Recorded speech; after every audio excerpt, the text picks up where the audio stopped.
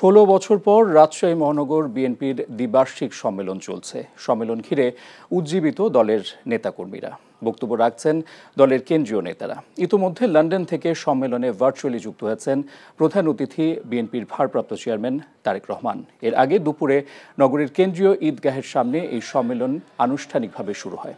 এদিকে কর্মসূচি ঘিরে নগরীতে জোরদার করা হয়েছে নিরাপত্তা ব্যবস্থা। 16 বছর পর হওয়া সম্মেলন ঘিরে উৎসবের আমেজ, ব্যানার ফেস্টুনে ছেয়ে গেছে গোটা নগরী।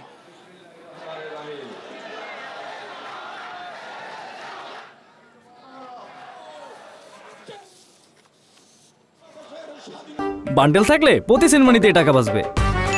বিকাশ সেনমানি বান্ডেল কিনে জিতুন প্রতি লেনদেনে। দর্শক, রাজশাহীতে বিএনপির সম্মেলনে বক্তব্য রাখছেন দলের ভারপ্রাপ্ত চেয়ারম্যান জনাব তারেক রহমান। সরাসরি চলে যাচ্ছি তার বক্তব্যে। শেষে সকল শ্রেণী পেশার মানুষের অংশগ্রহণের মাধ্যমে যে আন্দোলন গড়ে উঠেছিল, সেই আন্দোলনের প্রতিরোধের মুখে টিকতে না পেরে স্বৈরাচার এই দেশ থেকে পালিয়ে গিয়েছে।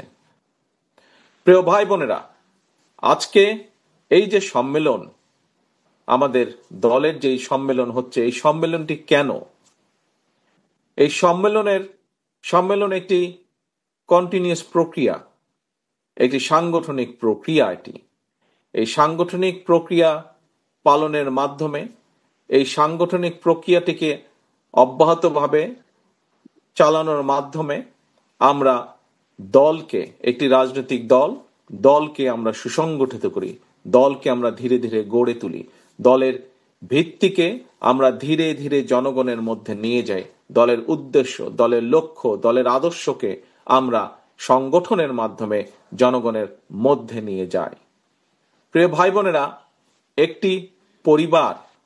একটি পরিবারের ভেতরে যেরকম বিভিন্ন পারিবারিক নিয়ম কানুন রীতিনীতি থাকে, ঠিক একইভাবে একটি রাজনৈতিক দল একটি বিশাল পরিবার, এবং সেই জন্যই এই বিশাল পরিবারটিকে পরিচালনার জন্য এই যে আজকে যে সম্মেলন, এই জাতীয় সাংগঠনিক অনেকগুলো কর্মসূচি থাকে। এই ধরনের কর্মসূচির মাধ্যমে আমরা দলকে পরিচালনা করি এবং একইভাবে দলের আদর্শ, নীতি, উদ্দেশ্য, লক্ষ্য আমরা জনগণের মাঝে পৌঁছে দিই। কারণ একটি রাজনৈতিক দলের লক্ষ্য এবং উদ্দেশ্য হচ্ছে দেশ এবং দেশের জনগণ। দেশকে কিভাবে উন্নত করা যায়, দেশের সার্বভৌমত্ব, স্বাধীনতা কিভাবে রক্ষা করা যায়, একই সাথে দেশের ভেতরে যে জনগণ আছে, সেই জনগণের জন্য, জনগণের উন্নত জীবনযাত্রার জন্য লক্ষ্য রেখে রাজনৈতিক দলের কর্ম পরিকল্পনা থাকে। প্রিয় ভাই বোনেরা, আমরা দেখেছি যে এই যে স্বৈরাচার জনগণের আন্দোলনের মুখে পালিয়ে যেতে বাধ্য হয়েছে। এই স্বৈরাচার যখন এক যুগেরও বেশি সময় আগে এই দেশের ক্ষমতা দখল করেছিল, দখল করার পরে আমরা দেখেছি কিভাবে একে একে তারা গুম, খুন, হত্যা রাজনীতি শুরু করেছিল। আমরা দেখেছি কিভাবে তারা যে কোনো বিরোধী মতের মানুষের বিরুদ্ধে মিথ্যা মামলার কিভাবে দিয়েছিল তারা মিথ্যা মামলা।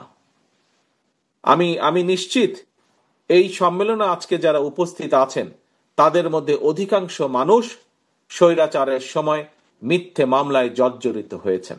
শুধু বিএনপি নয়, বিএনপির বাইরে এই যে বহু মানুষ হাত তুলেছেন যারা মিথ্যে মামলায় জর্জরিত হয়েছিলেন, বহু নেতাকর্মী হাত তুলেছেন। শুধু বিএনপি নয় প্রিয় ভাই বোনেরা, বিএনপির বাইরেও বহু রাজনৈতিক দল যারা আমাদের সাথে রাজপথে ছিল, আপনাদের সহকর্মী ছিল, আপনাদের পাশে ছিল, ছোট বড় যেমনই দল হোক না কেন, যেই রাজনৈতিক দলগুলো এই দেশের মানুষের অধিকার আদায়ের সোচ্চার ছিল, অধিকার আদায়ের লক্ষ্যে সোচ্চার ছিল, প্রত্যেকটি রাজনৈতিক দল যারা স্বৈরাচারের বিরুদ্ধে দাঁড়িয়েছিল, প্রত্যেকের বিরুদ্ধে তারা মিথ্যে মামলা দিয়েছে। বান্ডেল থাকলে প্রতি সেনমানিতে টাকা বাঁচবে। বিকাশ সেনমানি বান্ডেল কিনে জিতুন প্রতি লেনদেনে।